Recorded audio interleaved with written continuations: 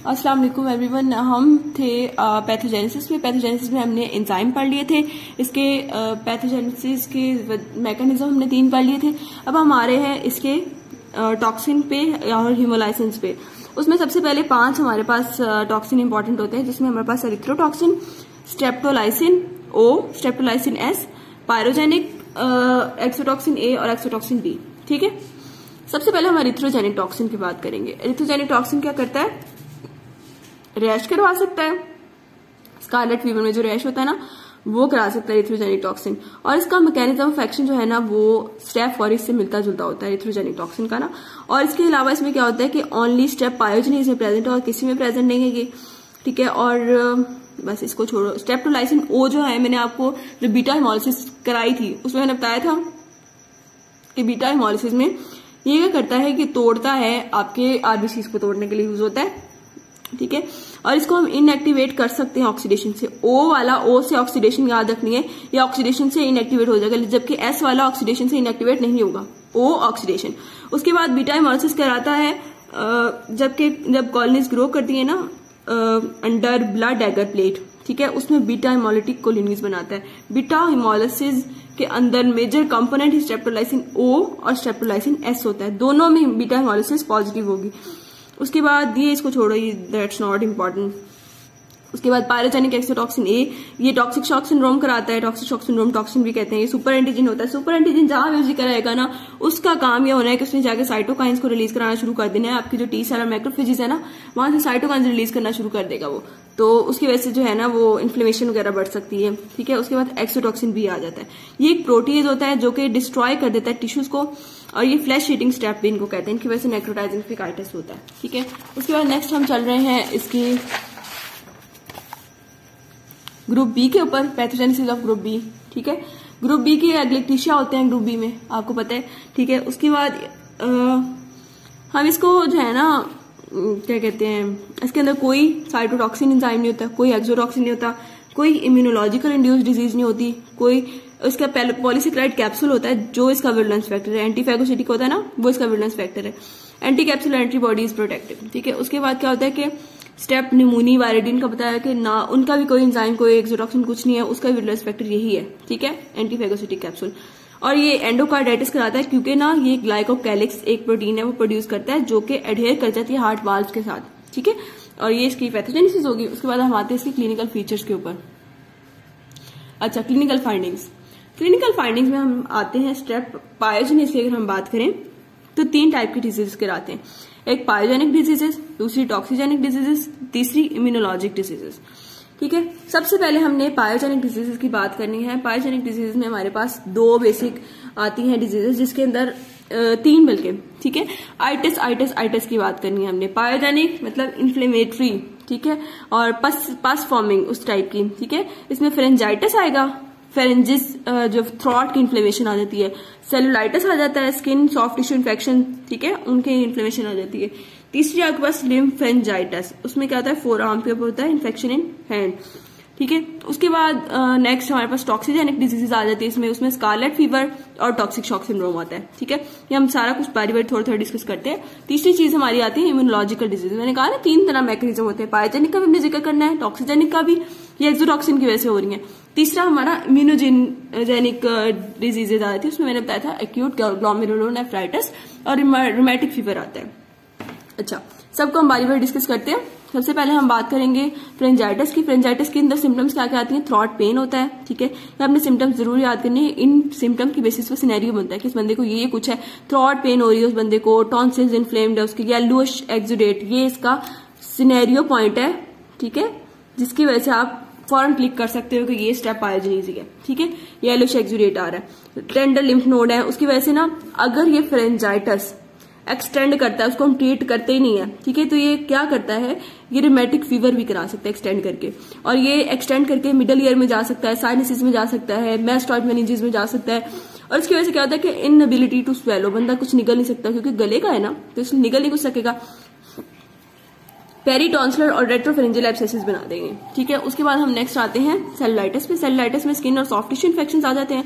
इसमें एरिसीपेलाज, निक्लोटाइजिंग फिकाइटिस, इंटाइगो वगैरह होता है। ठीक है, उसके बाद लिम्फेंजाइटिस आता है। इसका एक ये देखो, honey coloured clustered skin lesion बनती है। ये इसका डायग्नोस्टिक पॉइंट है, ठीक है, जो सेल्युलाइटिस में आता है, ठीक है। उसके बाद नेक्स्ट हम बात करेंगे लिम्फेंजाइटिस की। लिम्फेंजाइटिस मोस्टली फोरआर्म पे होता है और लिम्फ स्वेलो कर देती है और इन्फ्लेमेशन हो जाती है हैंड के ऊपर ना, इन्फेक्शन हो जाता है। उसके बाद टॉक्सिजेनिक, जो कि टॉक्सिजेनिक जो होती है वो आपके पास एक्सोटॉक्सिन की वजह एक्सोटॉक्सिन की वजह से होगी। एक्सोटॉक्सिन की वजह से स्कारलेट फीवर हो रहा है, टॉक्सिक सिंड्रोम हो रहा है।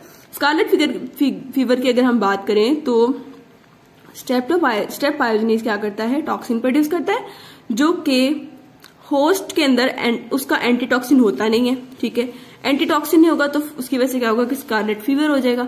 और इसका डायग्नोस्टिक पॉइंट क्या है, स्ट्रॉबेरी टंग मेन फाइंडिंग होती है।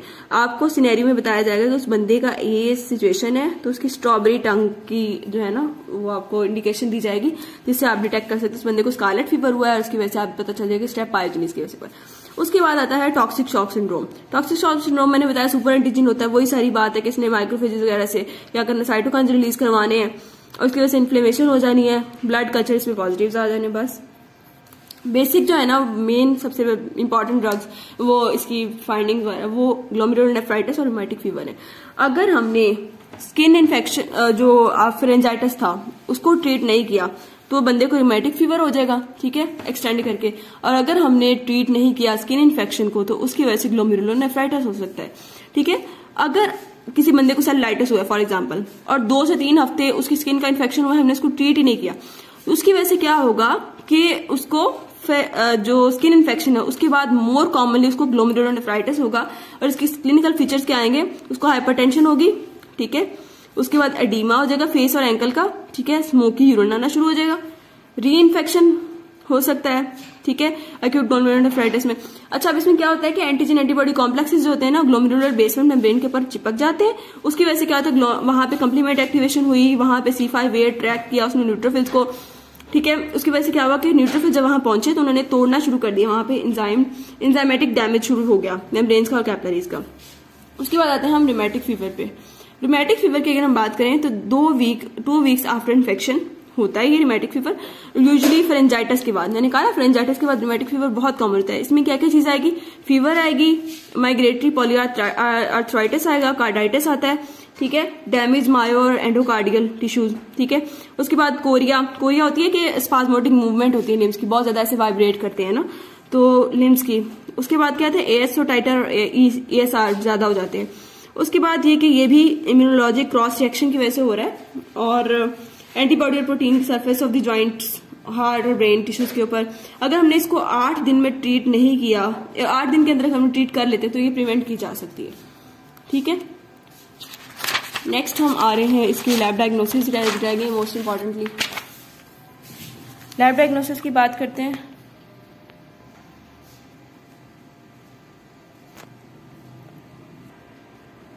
हाँ जी, अभी हम जा रहे थे कि अपने ग्रुप बी की अपनी बात करनी थी। ग्रुप बी के अंदर क्लिनिकल फीचर्स की बात करेंगे तो उसके अंदर हमने पता है नियोनेटल मेनिंजाइटिस होता है और सेप्सिस हो सकता है। और ये क्या होता है कि ये बात याद रखने वाली है, जो चाइल्ड बॉर्न होते हैं ना 35 वीक ऑफ गेस्टेशन से पहले उनके अंदर रिस्क ऑफ डिजीज ज्यादा होते हैं, ठीक है।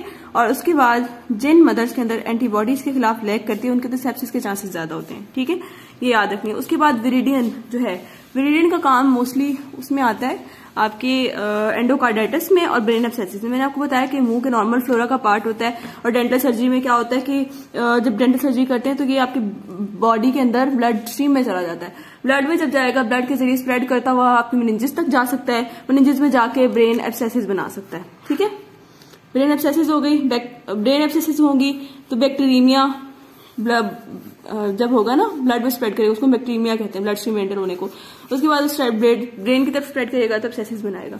देन हम आते हैं एंटीरोकोकाई पे, वो यूटीआई कराता है। ऑब्वियसली मैंने बताया था एंटीरोकोकाई जो होता है आपकी जो है वेजाइना और नॉर्मल फ्लोरा का पार्ट होता है वहां पे, ये क्या करता है, यूटीआई कराता है, ठीक है। और अब्डोमिनल पेल्विक इन्फेक्शन इसकी वजह से हो सकते हैं। देन हम आते हैं पेप्टोस्ट्रेप्टोकोकाई, एब्डोमिनल एब्सेसिस और ब्रेन लंग पेल्विक एब्सेसिस बनाते हैं बस।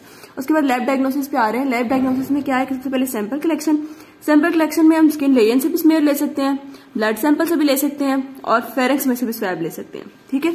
उसके बाद आती है next gram staining. Gram staining में क्या होता है कि ग्राम पॉजिटिव कोकाई होते हैं ये, और ये चेन में भी हो सकते हैं, पेयर्स में भी हो सकते हैं। माइक्रोस्कोपी भी देखेंगे तो हमें राउंडेड मिलेंगे और चेन्स और पेयर्स की फॉर्म में मिलेंगे।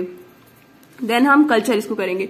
कल्चर के अंदर हमने क्या क्या करना है, और इसको हम ब्लड कल्चर पे ग्रो कराएंगे तो small translucent beta hemolytic colonies बनेंगी। ठीक है, बीटा हेमोलिटिक कॉलोनीज बनेंगी कहाँ पे, आपके ब्लड एगर पे। तो बीटा हेमोलिसिस जो शो करेंगे वो वाले, ठीक है, पायोजेनिस और एग्लेक्टेशिया। और अगर हम फिर इसको टेस्ट करते हैं बेसिट्रेसिन की बेस पे, अगर बेसिट्रेसिन से इनहिबिट हो गए, बेसिट्रेसिन सेंसिटिव है, तो ग्रुप स्टेप ए, ठीक है, हमने पहले भी जिक्र कर लिया। उसके बाद क्या है कि 18 घंटे बाद, हाँ 18 आवर्स के लिए रिजल्ट कल्चर के अवेलेबल नहीं होते। ठीक है, उसके बाद क्या होता है, वायरिडियन अल्फा हेमोलिटिक होते हैं, कॉलोनीज बनाते हैं ब्लड एगर पे। ठीक है, और इनको डिफ्रेंशिएट करते हैं, हमें पता है कैसे डिफ्रेंशिएट करना है, निमोनी को, वायरिडियन को, वो हमारे पास टेस्ट होता है ऑप्टिजन टेस्ट, उस बेसिस पे हम करते हैं। यहाँ पे ऑप्टिजन टेस्ट दिया हुआ है, ये डिफ्रेंशिएट करता है उन दोनों को, इसलिए अब इसकी इतनी इंपॉर्टेंट नहीं है, मैंने आपको पहले बता दिया। वही पूरे टेस्ट है, ये भी मैंने आपको बता दिया हुआ है कि पॉजिटिव होता है स्टेप बी में। ठीक है, उसके बाद हेमोलिसिस होती है ना ब्लड एगर में, वो होती है जब हम इसको कंबाइन कर देते हैं हेमोलिसिन ऑफ स्टेफ ऑरिस के साथ। ठीक है, हेमोलिसिस जो हो रही होती है ना ब्लड एगर पे, इसकी जो ग्रुप बी स्टेप की, ठीक है, वो अगर हम इसको हीमोलाइसिन स्टेफ ऑरिस के साथ कंबाइन कर दे तो वो मजीद बढ़ जाती है। उसको हम कहते हैं, वो भी ग्रुप बी ही पॉजिटिव होते हैं, वो हम कहते हैं ये कैंप टेस्ट है। ठीक है, कैंप टेस्ट में क्या हो रहा है, वो ये प्रोसीजर हो रहा है। उसके बाद क्या होता है कि ब्लैक पिगमेंट बनता है ऑन बाइल स्कार एगर।